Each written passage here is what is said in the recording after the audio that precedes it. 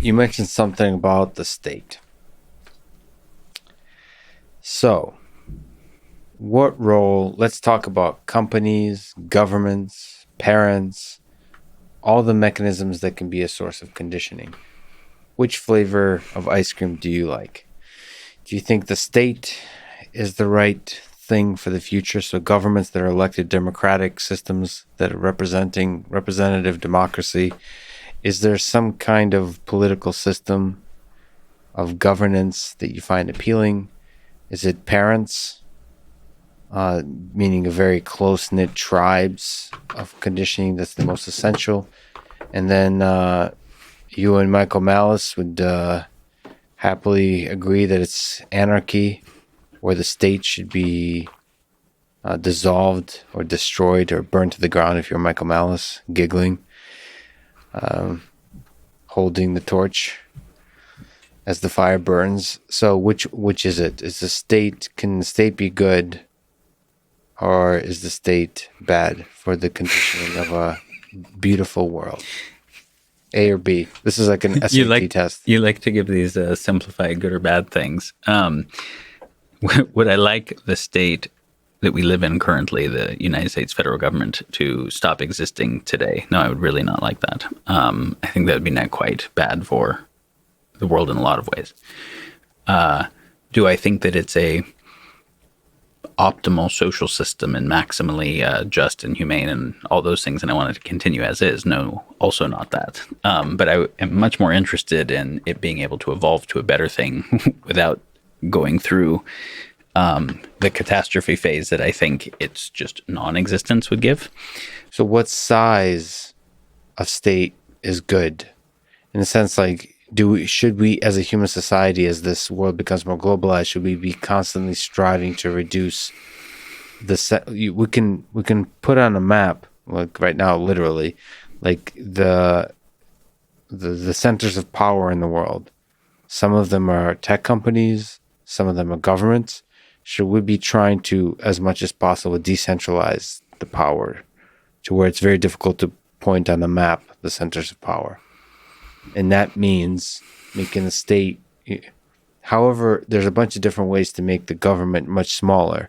That could be reducing, in the United States, reducing the funding for the government, all those kinds of things. There's a set of responsibilities, the set of powers.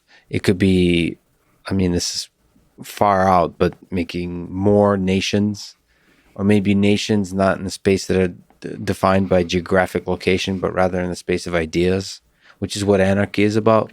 So anarchy is about forming collectives based on their set of ideas, and doing so dynamically, not based on where you were born and so on.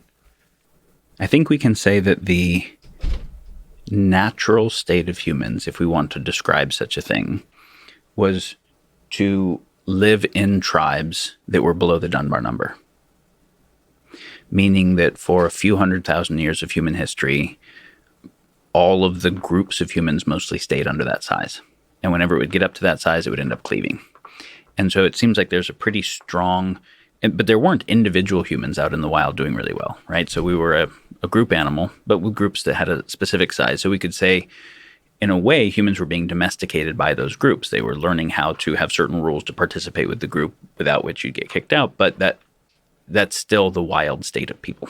And maybe it's useful to do as a side statement, which I've recently looked at a bunch of papers around Dunbar's number, where the mean is actually 150. If you actually look at the original paper, it's a range. It's really a range. So it's actually somewhere under 1,000. So it's a range from like 2 to 500 or whatever it is. But like you could argue that I think it actually is exactly the range is 2 to 520, something like that. And this is the mean that's taken crudely.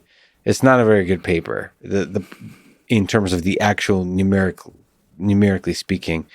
But it'd be interesting if there's a bunch of Dunbar numbers that could be computed for particular environments, particular conditions, and so on. It is very true that they're likely to be something small, under 1 million.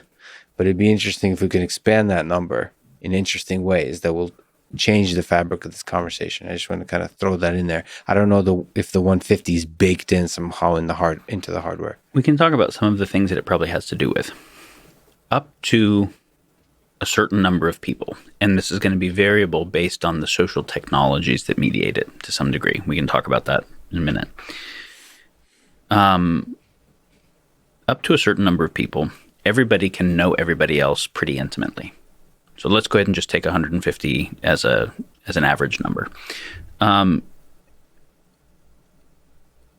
Everybody can know everyone intimately enough that if your actions made anyone else do poorly, it's your extended family. And you're stuck living with them, and you know who they are, and there's no anonymous people. There's no just them and over there. And that's one part of what leads to a kind of tribal process where what's good for the individual and good for the whole has a coupling. Also, below that scale, everyone is somewhat aware of what everybody else is doing. There's not groups that are very siloed. And as a result, it's actually very hard to get away with bad behavior. There's a forced kind of transparency. And so you don't need kind of like the state in that way. But lying to people doesn't actually get you ahead. Sociopathic behavior doesn't get you ahead because it gets seen. And so there's a conditioning environment where the individuals behaving in a way that is aligned with the interest of the tribe is what gets conditioned. When it gets to be a much larger system, it becomes easier to hide certain things from the group as a whole, as well as to be less emotionally bound to a bunch of anonymous people. I would say there's also a communication protocol where up to about that number of people, we could all sit around a tribal council and be part of a conversation around a really big decision. Do we migrate? Do we not migrate? Do we, something like that? Do we get rid of this person? And why would I want to agree to be a part of a larger group where everyone can't be part of that council? And so I am going to now be subject to law that I have no say in. If I could be part of a smaller group that could still survive and I get a say in the law that I'm subject to. So I think the cleaving, and a way we can look at it beyond the Dunbar number too, is we can look at that a civilization has binding energy that is holding them together and it has cleaving energy. And if the binding energy exceeds the cleaving energy, that civilization will last. And so there are things that we can do to decrease the cleaving energy within the society, things we can do to increase the binding energy. I think naturally we saw that had certain characteristics up to a certain size, kind of tribalism. That ended with a few things. It ended with people having migrated enough that when you started to get resource wars, you couldn't just migrate away easily. And so tribal warfare became more obligated. It involved the plow and the beginning of real economic surplus. There were a few different kind of forcing functions. But we're talking about what size should it be, right? What size should a society be? And I think the idea, like if we think about your body for a moment as a self-organizing complex system that is multi-scaled, we think about... Our body is a wonderland. Our body is a wonderland, yeah. That's a John Mayer song. I apologize. But yes, so if we think about our body and the billions of cells that are in it. Well, you don't have, think about how ridiculous it would be to try to have all the tens of trillions of cells in it with no internal organization structure, right? Just like a sea of protoplasm. It wouldn't pure work. Democracy. And so you have cells and tissues, and then you have tissues and organs and organs and organ systems. And so you have these layers of organization, and then obviously the individual in a tribe, in a ecosystem. And each of the higher layers are both based on the lower layers, but also influencing them. Yeah. I think the future of civilization will be similar, which is there's a level of governance that happens at the level of the individual, my own governance of my own choice. I think there's a level that happens at the level of a family. We're making decisions together, we're inter-influencing each other and affecting each other, taking responsibility for the idea of an extended family. And you can see that for a lot of human history, we had an extended family, we had a local community, a local church, or whatever it was. We had these intermediate structures, whereas right now there's kind of the individual producer, consumer, taxpayer, voter, and the massive nation-state global complex, and not that much in the way of intermediate structures that we relate with, and not that much in the way of real personal dynamics, all impersonalized, made fungible. And so I think that we have to have global governance, meaning I think we have to have governance at the scale we affect stuff. And if anybody is messing up the oceans, that matters for everybody. So that can't only be national or only local. Everyone is scared of the idea of global governance because we think about some top-down system of imposition that now has no checks and balances on power. I'm scared of that same version. So I'm not talking about that kind of global governance. It's why I'm even using the word governance as a process rather than government as an imposed phenomena. And so I think we have to have global governance, but I think we also have to have local governance. And there has to be relationships between them that each, where there are both checks and balances in power, flows of information. So I think governance at the level of cities will be a bigger deal in the future than governance at the level of nation states, because I think nation states are largely fictitious things that are defined by wars and agreements to stop wars and like that. I think cities are based on real things that will keep being real, where the proximity of certain things together, the physical proximity of things together, gives increased value of those things. So you look at like Jeffrey West's work on scale and finding that companies and nation states and things that have a kind of complicated agreement structure get diminishing return of production per capita as the total number of people increases beyond about the tribal scale, but the city actually gets increasing productivity per capita. But it's not designed. It's kind of this organic thing, right? So there should be governance at the level of cities because people can sense and actually have some agency there. Probably neighborhoods and smaller scales within it, and also verticals. And some of it won't be geographic. It'll be network-based, right? Networks of affinities. So I don't think the future is one type of governance. Now, what we can say more broadly is, say, when we're talking about groups of people that interaffect each other, the idea of a civilization is that we can figure out how to coordinate our choice making to not be at war with each other and hopefully increase total productive capacity in a way that's good for everybody. Mm-hmm. Division of labor and specialties, so we all get more better stuff and whatever. But it's a coordination of our choice making.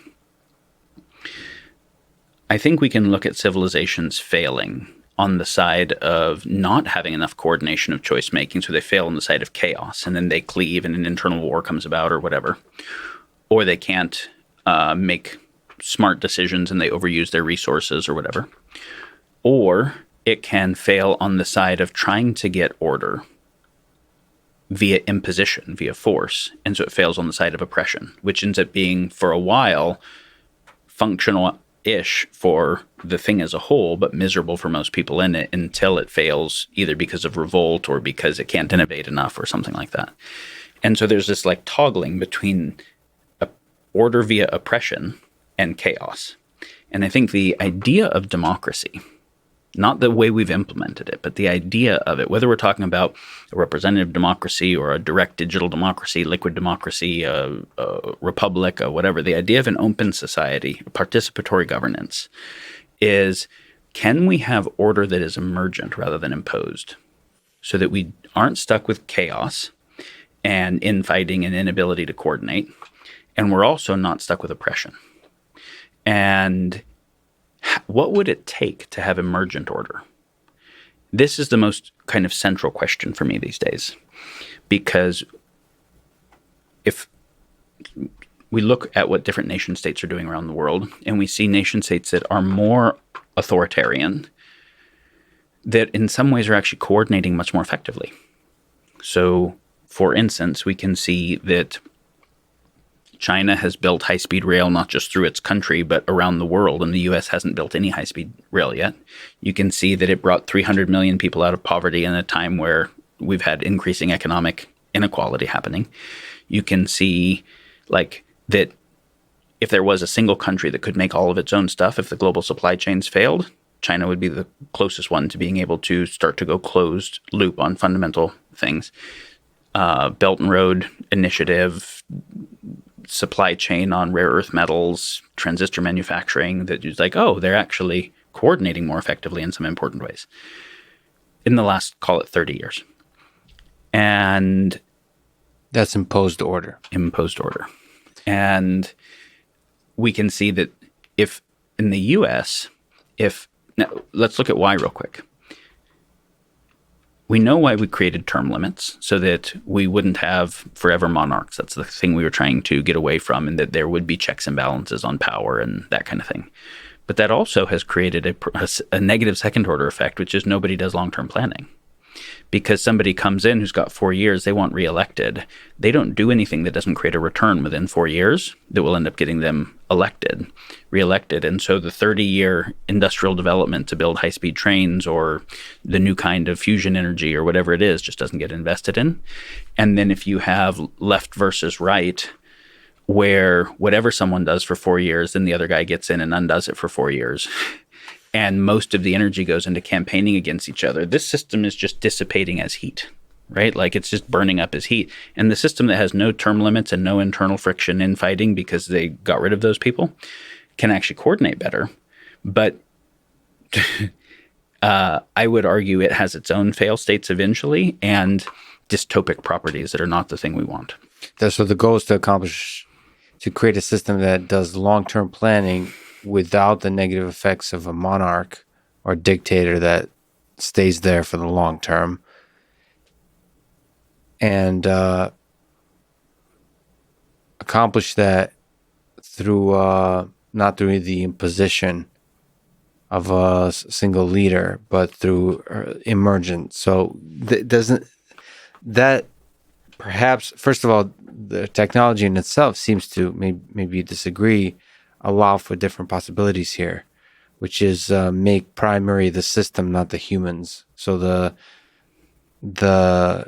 basic the medium on which the democracy happens, like a platform where people can make decisions, do the choice making, the coordination of the choice making,